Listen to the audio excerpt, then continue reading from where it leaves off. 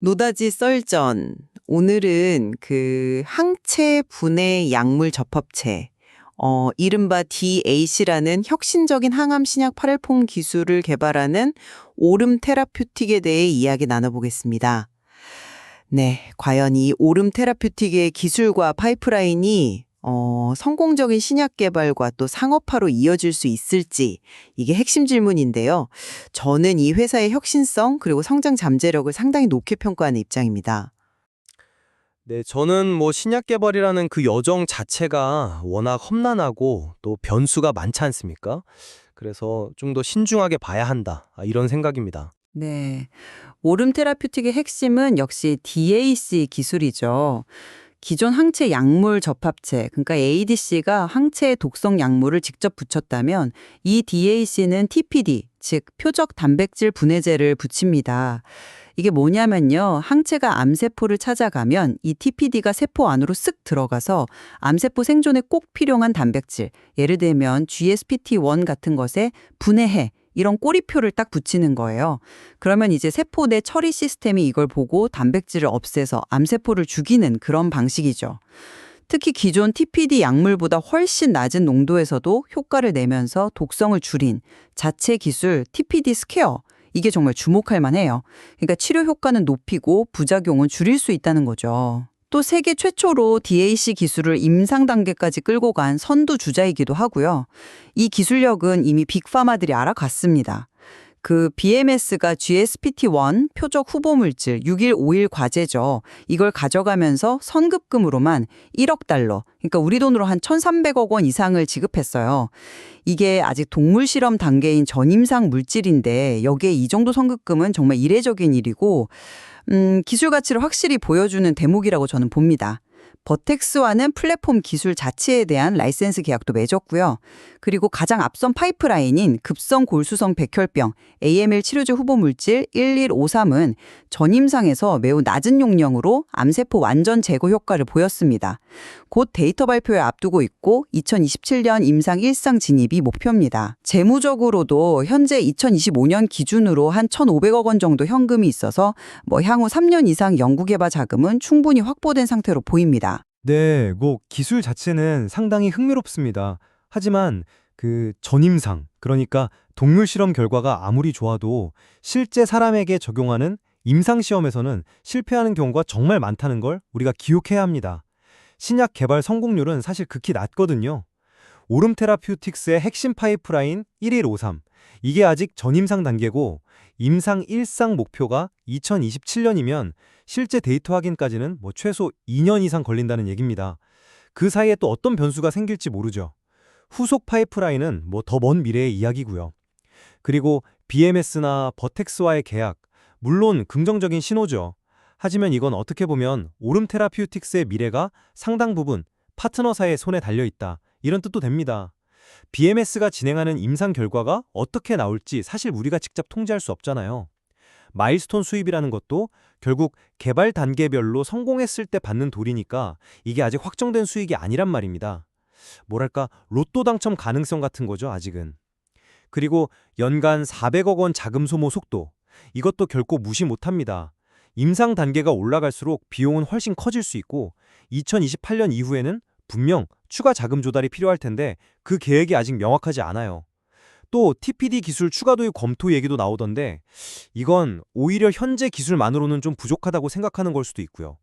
또 하나, 이 DAC 분야에 관심이 막 쏠리면서 경쟁도 점점 치열해지고 있습니다. 더 나은 기술을 가진 후발주자가 나올 수도 있는 거고요. 기술의 혁신성하고 또 빅파마의 검증 가치를 너무 낮게 보시는 것 같습니다. 특히 그 BMS 건은 주목해야 하는데요. BMS가 자체 개발하던 TPD 약물의 독성 문제 때문에 그걸 중단하고 오름 테라퓨틱 기술을 선택했다는 건 우리 기술의 안전성과 효능이 그만큼 차별화된다는 강력한 방증 아닐까요?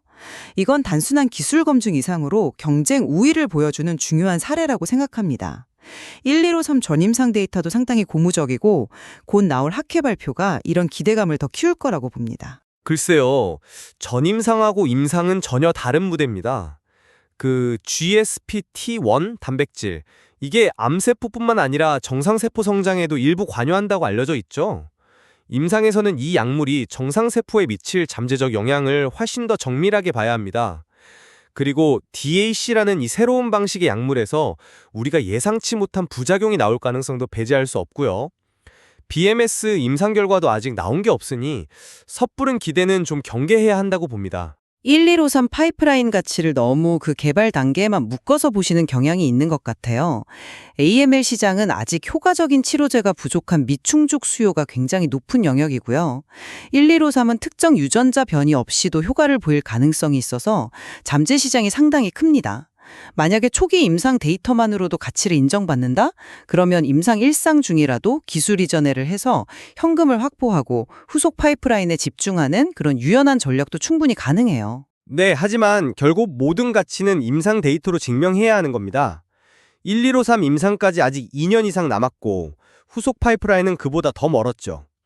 그 조기 기술 이전 시나리오라는 것도 결국은 데이터가 좋아야 가능한 이야기일 뿐이지 데이터 없이는 제대로 된 가치 평가를 받기가 어렵습니다. 재무 상태에 대해서도 너무 비관적이신데요.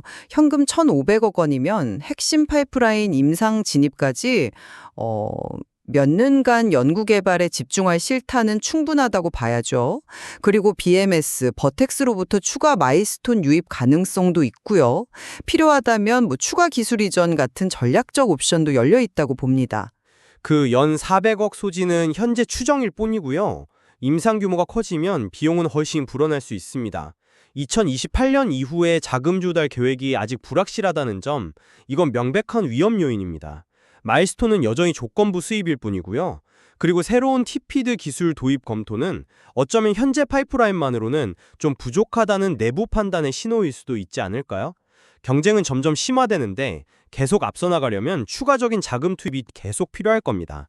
네, 그래서 정리하자면 오름 테라퓨틱의 DAC 기술 자체는 혁신적이라고 볼 수 있지만 신약 개발의 그 높은 실패 확률, 또 핵심 파이프라인이 아직 초기 단계라는 점, 임상 데이터가 없다는 점, 파토로 의존성 이런 것들을 고려하면 미래를 마냥 낙관하기는 아직 좀 이르다 이런 생각입니다. 앞으로 나올 임상 데이터와 또 회사의 자금 운용 계획을 신중하게 지켜봐야겠습니다. 저는 오름 테라퓨틱은 혁신적인 DAC 플랫폼 기술, 그리고 이를 인정한 글로벌 빅파마와의 성공적인 계약, 또 강력한 전임상 데이터를 보여주는 유망한 초기 파이프라인, 그리고 이를 뒷받침하는 안정적인 재무 상태까지 갖춘 회사라고 생각합니다.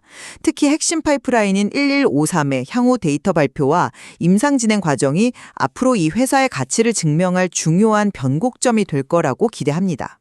네, 오름 테라퓨틱의 미래에 대해서는 이처럼 다양한 시각이 존재합니다. 결국은 객관적인 데이터와 회사의 전력 실행 과정이 그 가치를 말해주겠죠? 네, 맞습니다. 시청자 여러분께서도 오늘 저희가 제시한 다양한 관점을 바탕으로 깊이 있는 판단을 해보시길 바랍니다.